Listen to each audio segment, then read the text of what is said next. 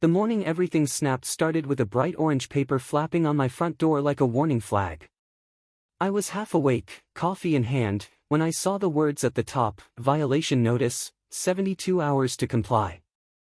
It was about my fence, the one I designed to keep the noise, headlights, and random strangers from staring straight into my backyard. According to the notice, my fence was intimidating, out of character with the community, and in violation of height restrictions. By the time I finished reading, the coffee in my mug had gone cold. I'm a structural engineer. My entire job is reading codes and solving problems other people create. So when some clipboard warrior decided my fence had to come down in 3 days, they picked the one homeowner least likely to fold. The quiet little circle of houses at the end of Maple Ridge Lane looked peaceful under the soft morning sun, but I knew the Cul De Sac drama had officially gone from annoying to serious. The notice said I had 72 hours to bring the property into compliance or face escalating fines, a hearing, and possible legal action. The paper even tried to sound reasonable, claiming the HOA was acting on multiple neighbor complaints. I didn't need a signature line to guess who at least one of those neighbors was. My across-the-street nemesis, the woman I'll call Lynette K., had been circling my life since the day we moved in, always hunting for something new to report to the board. I folded the notice and set it on the kitchen table like evidence in a crime scene. I wasn't just upset, I felt trapped in my own house, boxed in by people who thought a few lines in a covenant book made them royalty. But this time, they were not counting on the fact that I had actually read those covenants when we bought the house. And buried in that binder was a line they clearly hadn't expected anyone to remember. The countdown had started, but it wasn't just counting down to me cutting my fence. It was counting down to the moment the board realized they'd picked the wrong person to bully over a line on a property plat. If you enjoy Karen neighbor drama, this one started with a fence and turned into a slow, methodical dismantling of petty power. To understand why that orange paper hit such a nerve, you have to know how we ended up on Maple Ridge Lane. My wife and I bought the house because it sat at the end of a quiet cul-de-sac in a Midwestern suburb, with a big pie-shaped backyard. From the listing photos, it looked like a calm little bubble away from the main road. What the pictures didn't show was the busy 4-lane street running just beyond the back property line, where trucks downshifted late at night and headlights swept straight through our windows. When we closed on the house, the title company handed us a thick white binder, Maple Ridge Estates Owners Association, Covenants, Conditions, and Restrictions. The binder smelled faintly of old paper and toner, and I remember the way the overhead lights buzzed while I flipped to the section on fences. There it was, Bylaw 6.4.3, privacy fencing on lots adjacent to arterial streets. At the time, I skimmed it, noted that higher fences were allowed for lots backing onto busy roads, and tucked the binder into a cabinet. The first few weeks in the house were exactly what we wanted, at least on the surface. Neighbors waved as we hauled moving boxes in, someone dropped off a plate of cookies, kids rode bikes in slow circles under the street lamp glow. Then, like a character entering after intermission, Lynette appeared. She had that permanent squint of disapproval, a neat little stack of printed HOA guidelines in her arm, and a smile that never reached her eyes. She introduced herself as a longtime resident and informal liaison to the association.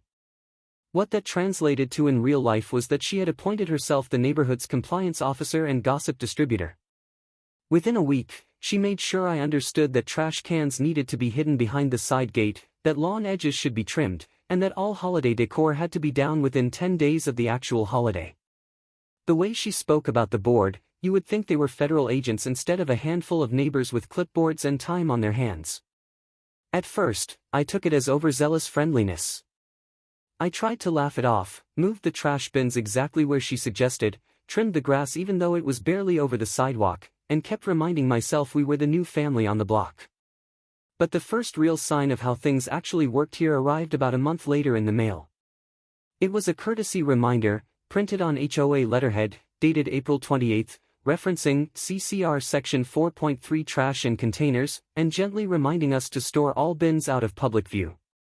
The funny part was that the bins had been moved days before. The not-so-funny part was that this letter had been copied to the Architectural Control Committee and signed by the current board president. The language was polite, but the message was clear: someone had reported us, and the board had acted on it without even checking whether the problem still existed. On a cool evening, as the smell of fresh-cut grass drifted across the street, I realized Maple Ridge wasn't just a neighborhood, it was a game, and certain people enjoyed playing referee. From there, the small things started to stack up. If we left a ladder visible in the side yard for more than a day, Lynette would wander outside and stare at it until I got the hint.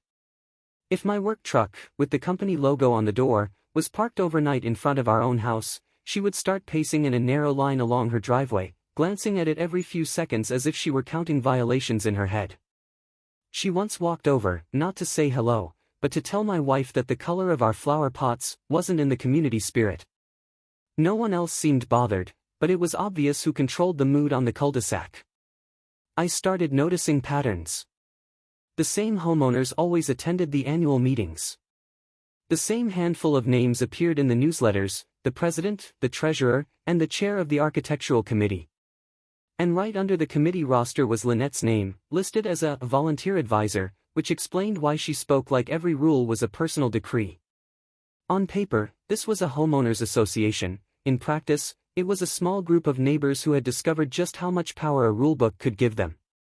The fence became a necessity long before it became a problem. Our backyard backed directly onto that busy road, separated only by a narrow strip of grass and an aging 3.5-foot picket fence that came with the house. At night, headlights carved streaks of white across our living room ceiling, and the sound of engines never really stopped. We had a dog that barked at every passing shape and a kid who liked to play outside. The idea of a taller privacy fence wasn't aesthetic, it was survival. As an engineer, I didn't just imagine the fence, I designed it.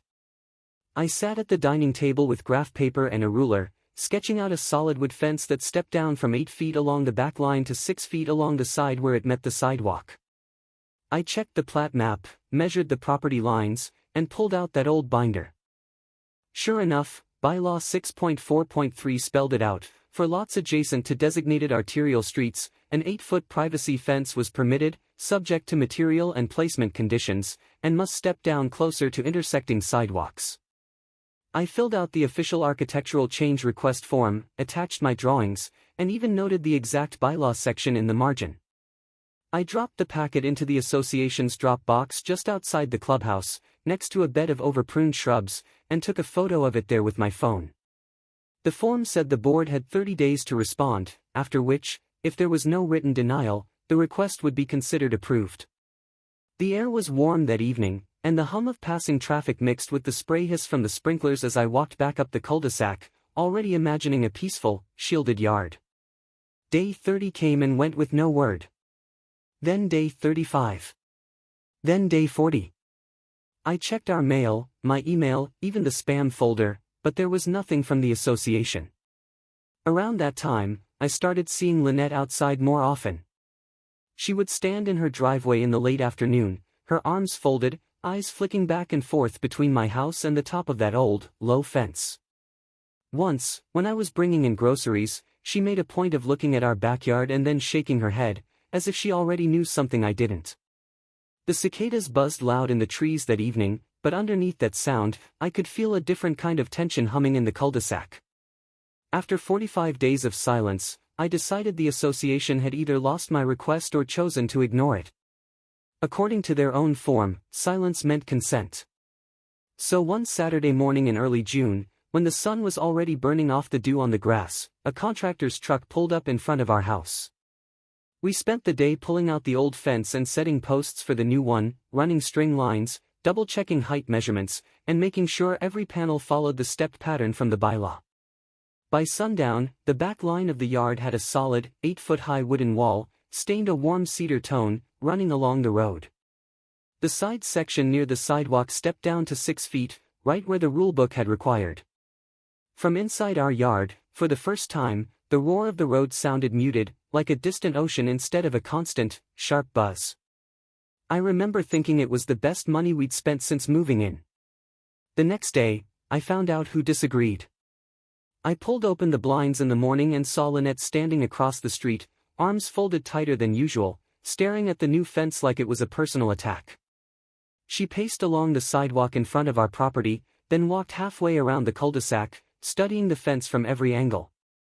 Later that day, I noticed her marching up the hill toward the clubhouse, a folder tucked under her arm, and I had a sinking feeling I knew exactly what was inside. For a week, nothing happened. The fence did its job, blocking headlights and muffling noise, and I let myself believe maybe the rules, the forms, and the deadlines had actually worked like they were supposed to. We grilled in the backyard, our dog ran around without barking at every passing car, and the night air felt still for once. But every time I saw Lynette's blinds twitch or her front door open just enough to peer outside, I knew the quiet was temporary. On the 8th day, the quiet broke. That was the morning I opened my door and found the bright orange paper flapping in the breeze, taped right at eye level. The violation notice dated July 10 stated that my fence exceeded the maximum allowable height of 6 feet, created an intimidating facade, and therefore had to be reduced to 4 feet along the back line and 3 feet along the side, all within 72 hours. Buried halfway down the page, it referenced bylaw 6.2, which applied to interior lots, not to homes like ours backing onto the busy street. I read it twice before the anger really settled in. They had cited the wrong section, ignored the bylaw designed for lots like mine, and pretended my formal request never existed. At the bottom, in small print, it warned that failure to comply would result in daily fines and a possible hearing before the board. The language was cold and official, but I could practically hear Lynette's voice behind every line. I set the notice next to that old courtesy reminder on the table, lining the dates up. April 28 for the trash cans. July 10 for the fence. 2 different pieces of paper, same pattern, someone complained, and the board went straight to punishment instead of facts. The hum of the refrigerator was the only sound in the kitchen as I stood there, staring at my little stack of evidence. Then I went to the cabinet where we had shoved the HOA binder months before. I dragged it out, dropped it onto the table, and flipped quickly to the middle where the architectural rules started. The pages were thin and slightly glossy, and the black text was dry enough to put anyone else to sleep. But as I skimmed down to bylaw 6.4.3 again, the air in the room seemed to sharpen.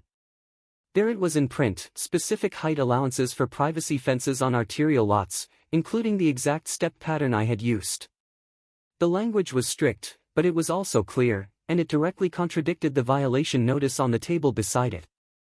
Next to that, my copy of the architectural change request form sat in a neat stack, with my handwritten note in the margin pointing to the same bylaw the board was pretending didn't exist. I realized I had more than a fence problem, I had an association problem that was about to become my new project. The board thought they'd given me 72 hours to tear my fence down, but the real deadline had quietly flipped. In 3 days, they were going to find out what happens when someone who reads blueprints for a living starts reading their bylaws closer than they ever have. I did not run out of words in Module 1, I ran out of patience. Staring at bylaw 6.4.3 in that binder, I realized the board hadn't just made an honest mistake. They had skipped their own approval deadline, ignored the specific rule that applied to my property, and then tried to force me into submission using the wrong section entirely. If they would bend the rules this far over one fence, I had to assume they were doing it anywhere they thought no one would push back. The engineer part of my brain started rearranging the problem like a project. Inputs: violation notice, wrong bylaw, ignored form. Constraints: 72 hours, daily fines after that, and a board that liked to move quickly when it came to punishment. I knew if I reacted just by ripping down the fence, they would mark it as a win and move on to the next target, and this place would keep feeling less like a home and more like an HOA nightmare. So instead of grabbing a hammer, I grabbed my laptop. I scanned the violation notice, took pictures of my original request form, and snapped a photo of the mail slot at the clubhouse where I had dropped it, timestamped from the day I sent it. Then I drafted a calm, very specific email to the association's official address, referencing violation 2023-0710 fence, attaching all my documentation, and citing bylaw 6.4.3 line by line. I pointed out their 30-day response window, noted that it had been exceeded, and concluded by stating that the violation appeared to be invalid based on their own governing documents. The fluorescent kitchen light buzzed faintly above me as I read the email one more time, making sure every sentence stayed factual and unemotional. I hit send, watched the little bar complete, and then set my phone on the table like I was placing a piece in a slow-motion chess game. The 72-hour deadline was still ticking, but now there was a record, a paper trail documenting that I was not ignoring them, I was answering them with their own rules. If they kept pushing, it would be very obvious who was crossing the line. Within a few hours, I got the first response. It was a short acknowledgement from the association's general inbox, an automated courtesy confirming my message had been received. There was no apology, no clarification, just a note saying my email would be reviewed by the board at its next convenience. The phrase next convenience told me everything I needed to know about their attitude. The next real message came later that evening. This time it was from the board president's personal address, with the subject line violation 2023-0710, fence height. He explained that the board had no record of my architectural change request form and that any assumptions of approval, based on silence, were misinterpretations of the rules. He claimed the maximum height across the community was 6 feet and that the 72-hour clock still applied, but, in a tone that read like forced generosity, he added that I could request a hearing if I felt the violation was in error. I sat back in my chair, feeling that strange combination of anger and focus that always hits right before I solve a difficult design problem. They were acting as if the 30-day language in their own form was optional, as if my lot wasn't clearly marked as backing onto an arterial road, and as if my knowledge of the rules didn't count because it cut against their preference. I pulled the architectural change request form out again and focused on the small print at the bottom. There, in tiny type, it clearly said that if the board did not respond within 30 days, the request would be deemed approved as submitted. At that point, it stopped being just about the fence. If they could erase their own approval timeline and pretend unambiguous rules were misinterpretations, then any homeowner who didn't know better could be pushed into anything: repainting, re-landscaping, paying fines they didn't owe. It was no longer just a personal problem, this was a pattern of how power was being used on Maple Ridge Lane. So I replied to the president, attached a photo of the bottom of that form, and told him I would be requesting a hearing in writing as allowed by the covenants. The next morning, as the sun bounced off the new wood of my fence and warmed the Cul De Sac, I walked up to the clubhouse with a fresh letter. In it, I formally requested a hearing on the violation, referenced both bylaw 6.4.3 and the 30-day provision on the application form, and asked that all enforcement on the fence be paused until the hearing concluded. I dropped the letter into the same slot where I had placed my request weeks earlier, and for good measure, I snapped another photo of it slipping through the metal flap. On my way back, I noticed Lynette standing at her living room window, the curtains barely parted, watching. For the next 2 days, the neighborhood felt quiet in that fake, tense way, like everyone knew something was going on but no one wanted to be the first to mention it. Our dog loved the newly sheltered yard. He ran along the fence line, oblivious to the storm that was building in the email servers and meeting agendas behind the scenes. The road noise was less intrusive, the lights from passing cars no longer invaded our evenings, and, for a moment, the fence did exactly what it was supposed to do. But that 72-hour deadline was still printed in bold on the orange notice on my table, and the board had never said it was paused. The association thought the threat of daily fines would scare me into backing down, but I was already calculating something different: how much of their own budget they were about to put at risk once I dragged every line of their documents into the light. A few days later, a new letter arrived in our mailbox. This one was thicker, printed on heavier paper, and stamped in red at the top with the words "Second Notice, Fence Height Non-Compliance." Inside, they laid out a schedule of fines that would begin if the fence was not reduced: $50 per day for the first week, then $100 per day afterward, plus the cost of any legal action needed to compel compliance. The letter referenced an internal resolution about aggressive enforcement of visible violations, which, unsurprisingly, I had never seen attached to any previous communication. With that letter, they finally included something useful: a copy of the upcoming board meeting agenda. Near the bottom of the list, just above a note about landscaping contracts, was a single line: compliance hearing, Lot 18 fence height. Someone had printed it in a slightly heavier font, as if they expected it to be the main event of the night. I tucked that agenda into my growing stack of documents, labeling it in my mind as my first clear board agenda excerpt showing they were fast-tracking my case. I emailed the president again, this time acknowledging the hearing date and reiterating that I contested both the violation and the fines. I explicitly referenced the internal resolution they cited and requested a copy, noting that homeowners had a right to see any enforcement policies affecting them. The reply I got was short and curt, saying that the resolution would be discussed at the meeting and that any further questions could be brought there. In other words, they were not going to make things easy, and they were counting on the threat of escalating fines to do their work for them. My wife was understandably anxious. No one buys a home expecting to start calculating potential four-figure fines just to keep a fence that is already permitted by the rules. We sat at the kitchen table running numbers, looking at the worst-case scenario where the board refused to back down and actually tried to attach a lien if we didn't pay. The hum of the dishwasher in the background felt strangely loud while we both thought about our savings account and the reality that this was supposed to be our family home, not a battleground. The night of the hearing, the air outside felt heavy and humid, the kind of sticky warmth that makes everything move a little slower. I walked up to the clubhouse with a folder tucked under my arm, filled with printouts and highlighted sections, bylaw 6.4.3, the 30-day approval clause, the architectural change request form, and copies of every letter they had sent. A couple of neighbors were already gathered inside, chatting in low voices that quieted as soon as I walked in. Lynette sat near the front, back straight, eyes narrowed, with a notebook in front of her that she probably thought looked official. The board members sat behind a folding table at the front of the room, their nameplates lined up in a neat row. The president, a treasurer, the architectural committee chair, and one other member who seemed more interested in his phone than anything else.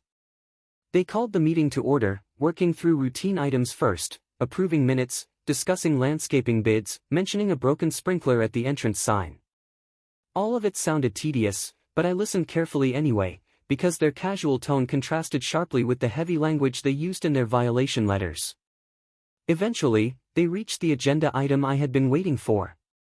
The president announced that the board would now consider a compliance matter regarding Lot 18's fence height, using my lot number instead of my name as if that made it less personal. He summarized the situation in his own words: a fence built above the 6-foot maximum, built without approval, and generating multiple complaints. He did not mention my pending request form, the bylaw for arterial lots, or the 30-day silence that had already passed. When it was my turn to speak, I stood, walked to the front, and set my folder on the table. I calmly explained the timeline: when we moved in, when I submitted the architectural change request, the date I dropped it at the clubhouse, and the 30-day deadline printed at the bottom of their own form. I referenced bylaw 6.4.3, slowly enough that anyone could follow along, and pointed out how it specifically allowed 8-foot fences for lots adjacent to arterial streets, with a step-down section along the sides, exactly as I had built. I ended by stating that, in my professional understanding of codes and documents, the fence was compliant and the violation was not. The president did not like that. He shifted from polite to clipped, claiming once again they had never received my application and that the default height across Maple Ridge was 6 feet, no exceptions. He insisted that interpretation of the rules fell under the board's discretion and that the neighborhood's visual harmony required a consistent fence line. He glanced over at Lynette at least twice while he spoke, as if checking whether his words were meeting her expectations. The architectural chair chimed in, saying that even if bylaw 6.4.3 technically allowed higher fences, the board could still consider them out of character and deny them based on community standards. He framed it as a matter of feeling and aesthetics, not of written rules and prior approvals. The treasurer remained quiet until the discussion turned back to fines. Then he perked up, reminding everyone that enforcement was necessary to maintain property values and that the board had a duty to follow through once a notice was issued. I resisted the urge to argue with emotion. Instead, I pulled out the copy of the architectural change request form with the bottom section enlarged and underlined. I pointed directly to the sentence about 30 days and deemed approval, explaining that their interpretation effectively erased that sentence for every homeowner who ever bothered to follow the process. If they could declare silence meaningless, then anyone could be left in limbo forever, and the form was nothing more than a suggestion. There was a murmur in the room. A few neighbors who had only come because they were curious now leaned forward, squinting to read the line I was referencing.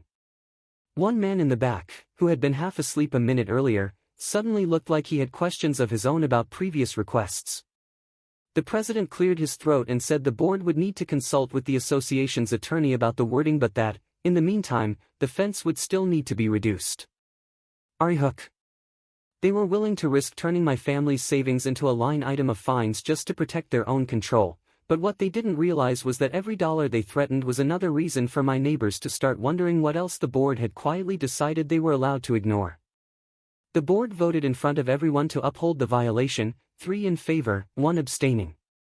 They said they would temporarily pause the daily fines for 10 days to allow good faith discussion, but the $50 per day schedule would kick in if I did not agree to lower the fence within that window. It was a gesture meant to sound generous while still keeping all the pressure on me. As I walked back to my chair, I could feel Lynette's eyes on my back, sharp and satisfied. A few days later, the public part of the campaign began. The association sent out its monthly email newsletter, the one that usually talked about Yard of the Month awards and pool hours. Buried halfway down was a paragraph about the importance of adhering to approved fence standards, accompanied by a photo taken at an angle that made my new fence look even taller and more imposing than it really was. They didn't mention my name or lot number, but anyone on the Cul De Sac could recognize that angle instantly. I hadn't even known they had taken that photo. The caption talked about how deviations from the community look could hurt property values and make the neighborhood feel unwelcoming. It suggested that homeowners should think about how their choices impacted their neighbors' feelings and safety. The whole thing read like a thinly veiled attempt to shame one house into compliance by turning opinion against us. Neighbors started acting differently. A few who used to wave now just nodded stiffly and looked away faster. One family that often walked their dog past our home began crossing the street a few houses before reaching our property line, as if proximity alone might mark them for scrutiny. On a cool evening when the sky turned pink above the row of roofs, I watched as Lynette chatted animatedly with a small group at the mailbox cluster, gesturing toward our end of the cul-de-sac. My wife grew quieter, tired of feeling like we were under a spotlight every time we stepped outside. I could tell the social pressure was beginning to grind her down more than the threat of fines, because this was our daily life, not just a line on a ledger. I felt a different kind of pressure, not just to win for us, but to refuse the message that one neighbor's complaint and a board's mood could rewrite the rules for everyone. So while they used social shame as a tool, I decided to break down their process the way I would break down a weak design. By now, the board had ignored my application, misapplied the rules, pushed a fence violation into a full hearing, and escalated things with fines and public shaming. I, in turn, had built a growing file of documents, exposed their 30-day loophole in front of neighbors, and started to see how their need for control might become the very thing that unraveled their authority. From that point, I shifted out of defense mode and into full investigation. I pulled out the HOA binder again and read it from the first page to the last, highlighter in hand. I looked at how board members were elected, how special meetings could be called, how enforcement policies had to be adopted and communicated, and what homeowners could do if they believed the board was acting inconsistently. The more I read, the more I saw how often the board had been counting on people's boredom and confusion to get away with shortcuts. Buried in the back, in a section most people probably never read, I found something important. There was a clause about enforcement action stating that any new policy affecting fines or penalties had to be adopted by a vote at an open meeting and then circulated to all homeowners as a formal notice. It sounded straightforward, no secret resolutions, no unannounced changes. But the internal, aggressive enforcement resolution the president had mentioned at my hearing had never been attached to any mailing, any newsletter, or any packet as far as I could tell. I emailed the board one more time, but this message was different. Instead of arguing about the fence directly, I requested copies of all enforcement resolutions adopted in the last 3 years and any records of when they were distributed to homeowners. I mentioned the specific clause in the covenants that required these notices and asked for the dates and methods of distribution. I kept the tone neutral, almost dry, as if I were just auditing a set of project documents. Days passed, and the air outside started to cool as late summer edged closer to fall. The traffic on the road behind our fence sounded a little different in the crisp evening air, slightly sharper, but still quieter than it had ever been without the fence. The board did not rush to answer my request. Instead, I heard about it indirectly, when a neighbor mentioned seeing the president and the treasurer walking the path by the stormwater pond, heads bent close together, talking with annoyed expressions. As the 10-day good faith window they had granted me slipped away, another letter arrived in our mailbox. This one was stamped final notice, fence non-compliance, dated August 1st. It stated that daily fines of $50 would begin accruing as of August 5th if the fence had not been lowered, and that the association reserved the right to pursue a lien if unpaid fines reached a threshold amount. The notice did not address my requests for documents or my questions about their enforcement policies at all. By then, I knew I was not going to tear down the fence. What I needed was not a quick, flashy reaction, but a strategy that turned their misuse of authority into the problem it actually was. I wanted it on record, clear enough that other homeowners could see it, that the board had overstepped both the letter and spirit of their own rules. That meant I needed help from outside their little circle, not legal advice, but context and verification.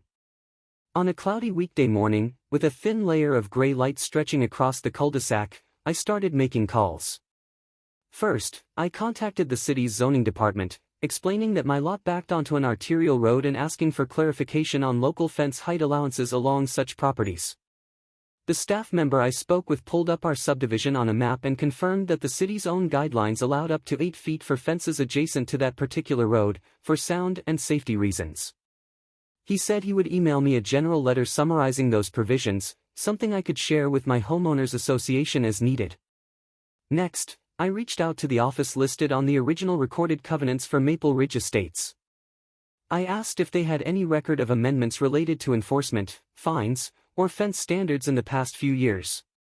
They confirmed that while the association had broad power to adopt internal enforcement resolutions, any major changes affecting owners' rights were supposed to be documented and, ideally, recorded as amendments.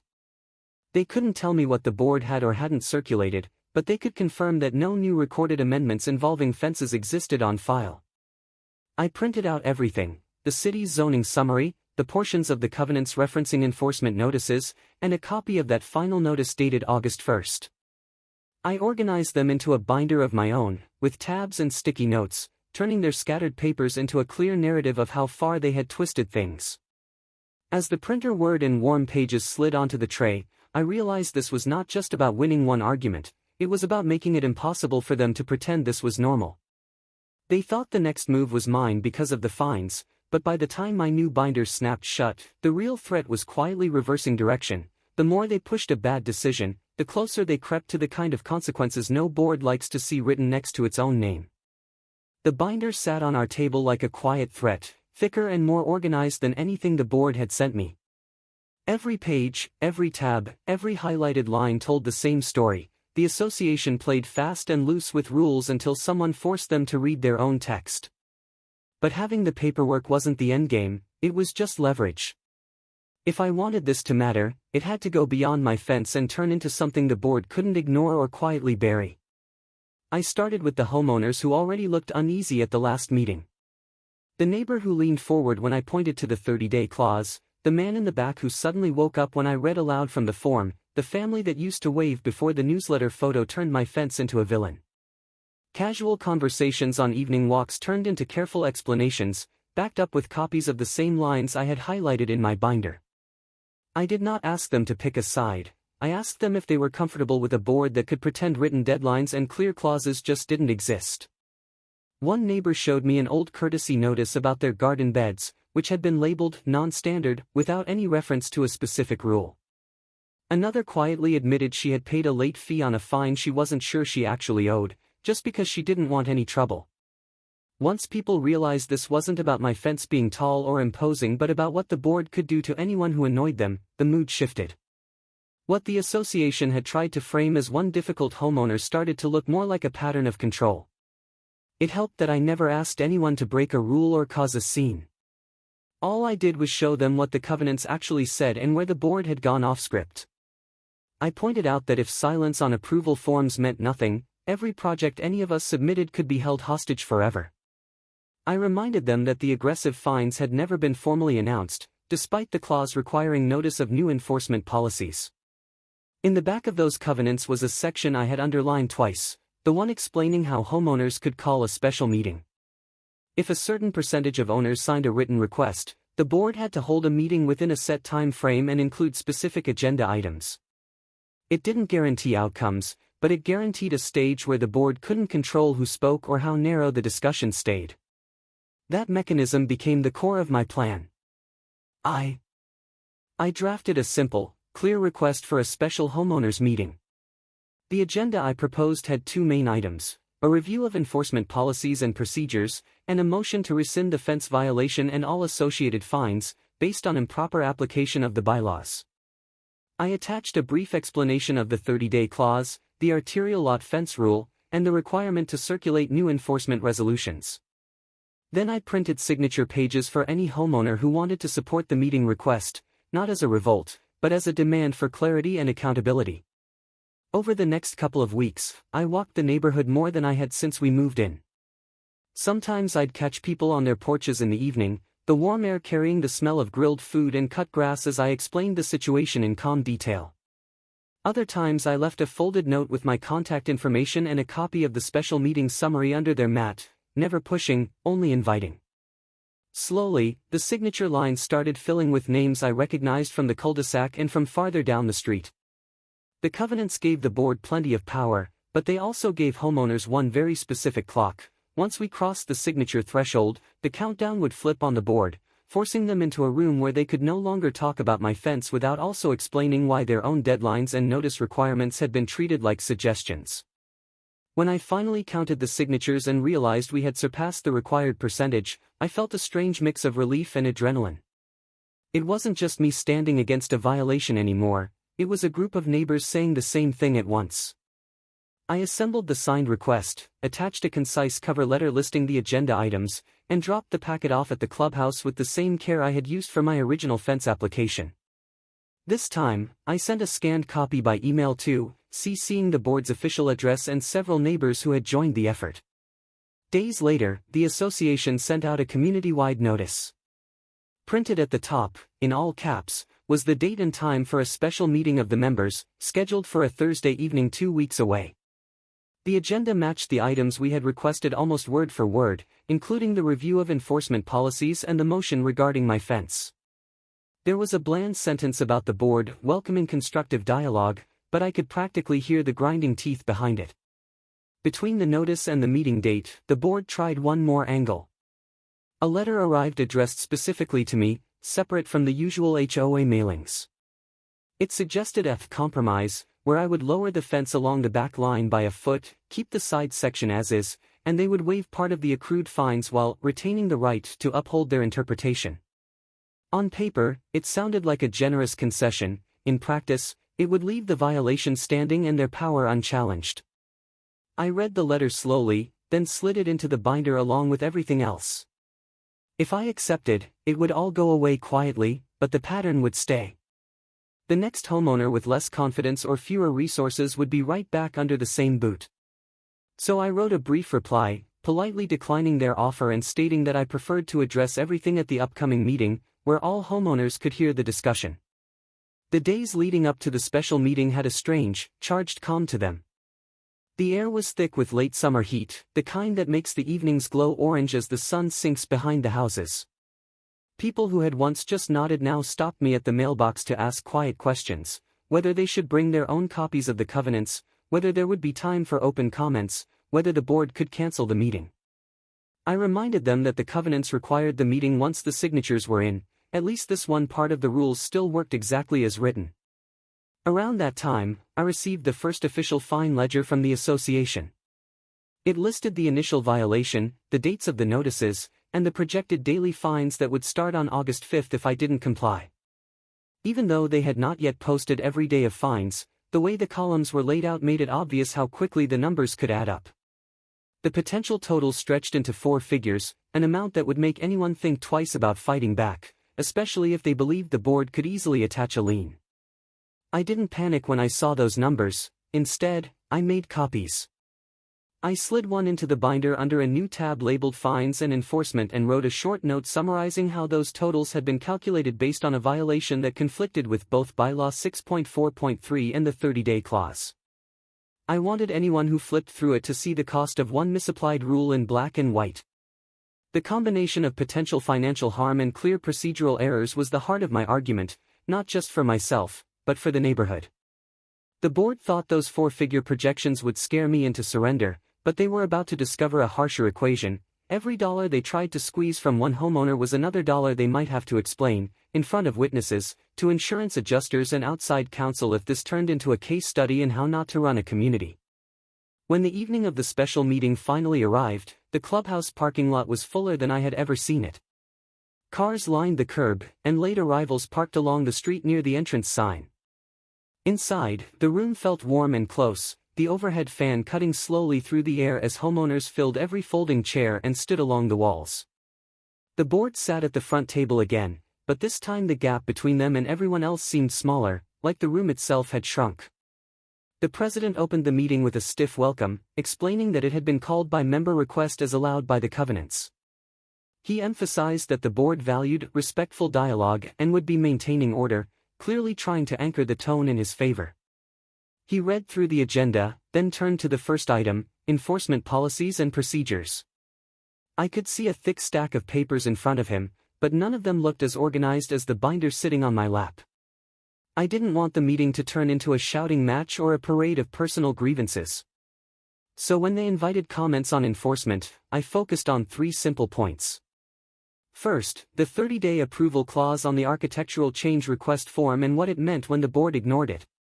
Second, the specific text of bylaw 6.4.3 allowing 8-foot fences on arterial lots, which they had sidestepped by citing the wrong section. Third, the requirement in the covenants that any new enforcement resolution, like their aggressive fines policy, had to be adopted in an open meeting and circulated to homeowners. As I laid out each point, I passed around copies of the relevant pages, already highlighted and labeled. The city's general zoning summary letter went into the mix too, reinforcing that my fence wasn't just allowed, it lined up with broader regulations about homes backing onto major roads. The room grew quieter as people read, heads tilted down, brows furrowed, and fingers traced underlines as homeowners matched my words to the text on the page. I didn't raise my voice. I let the documents and the board's own paperwork do the heavy lifting. Then I opened the binder to the tab labeled Fines and Enforcement and held up the ledger showing how quickly the projected penalties would grow if the board had its way. I explained how those numbers had been tied to a violation that did not match the applicable bylaw, how the internal resolution authorizing such aggressive fines had never been circulated, and how ignoring the 30-day clause effectively rendered their own forms meaningless. I did not accuse anyone of malicious intent. I simply described a system in which the board's convenience had quietly pushed past the boundaries of the rules. By the time I finished, the quiet in the room felt different. It wasn't awkward, it was heavy. Homeowners began to speak.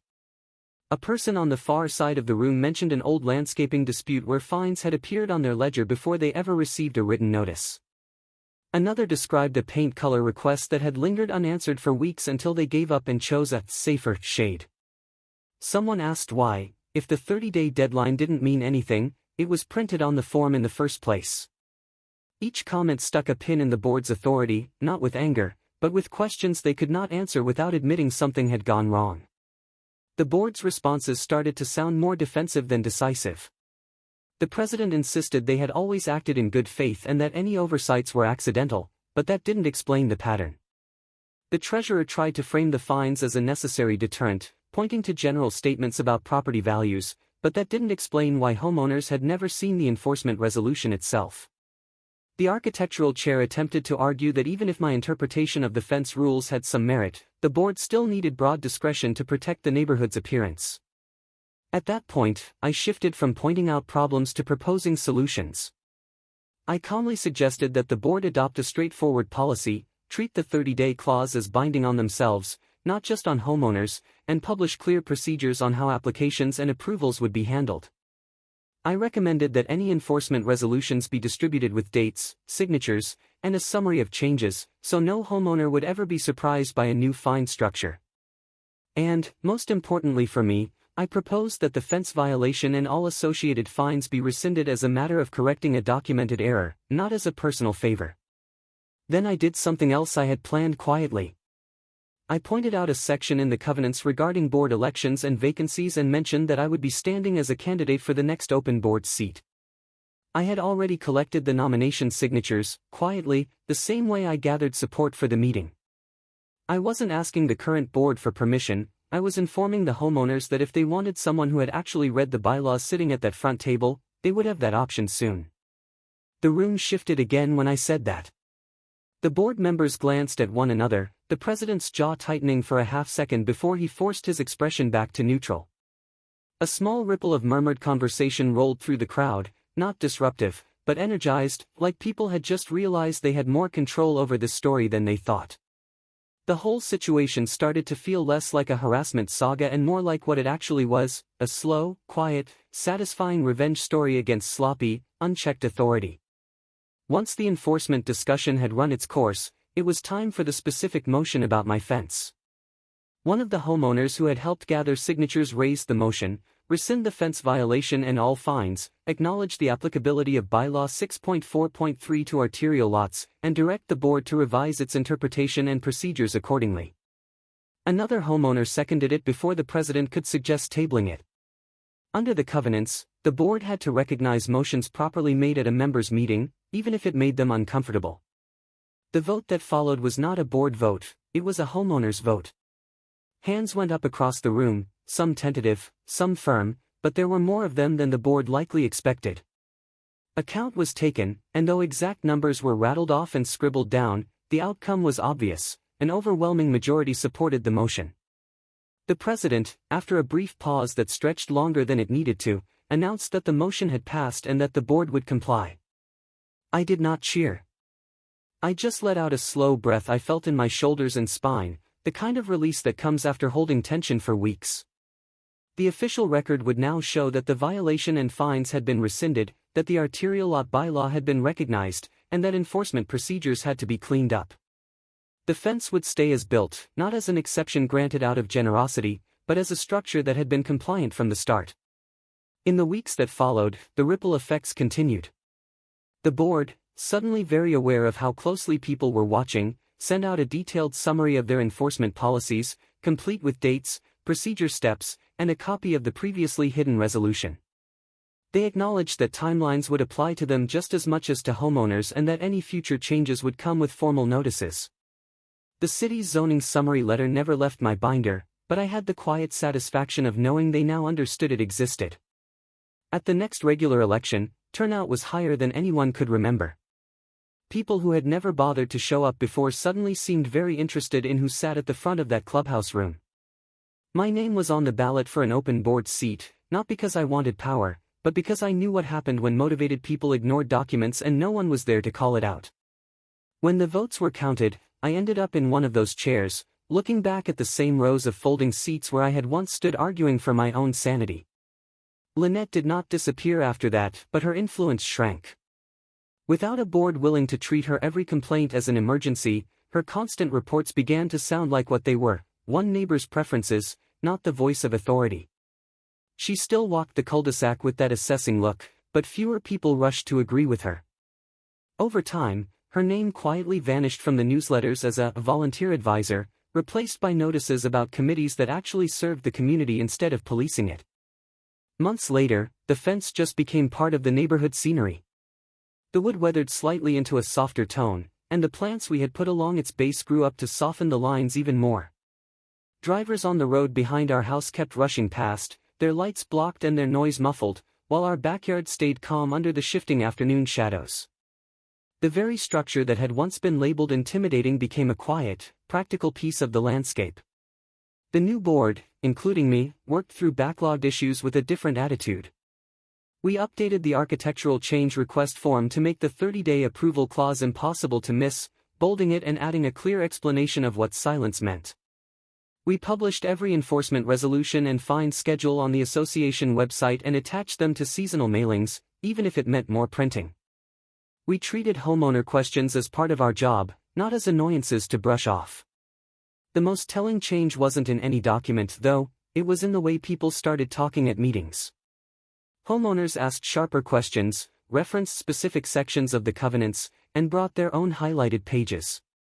They still cared about things like lawn maintenance and parking, but they also cared about process and fairness.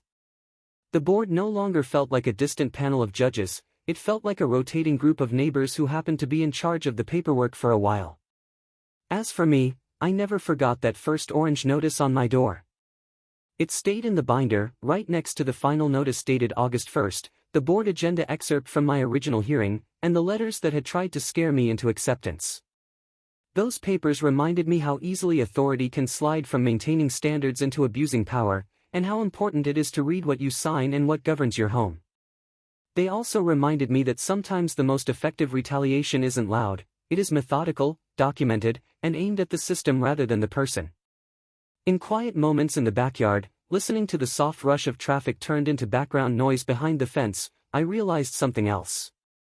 I hadn't just protected my family's privacy and savings, I had helped redraw the line between community and control.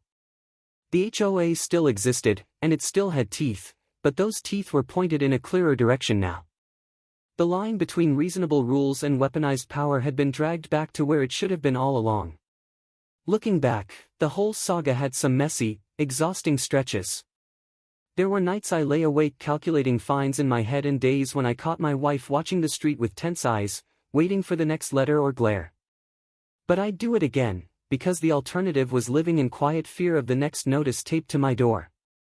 Once you understand how quickly small abuses of power can add up, standing your ground becomes less about pride and more about survival. Every neighborhood has its share of difficult personalities and overzealous rule enforcers. Some people love the feeling of catching a violation more than they love the idea of living alongside actual human beings. But the rules are supposed to protect everyone, not just the ones who enjoy wielding them. Sometimes the only way to make that true is to turn their own language back on them until they remember what those rules were meant to do. Tell me your own intimidating fence HOA horror in one line. Next time, we're going from fences to fur. A quiet dog-loving couple moves into a lakeside community where the board decides that their harmless, sleepy rescue pup is a dangerous breed based on one tiny line in a decades-old rulebook.